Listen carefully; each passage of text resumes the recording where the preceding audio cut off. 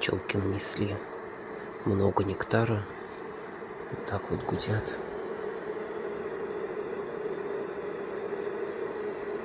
Выгоняют влагу, чтобы мед был гуще.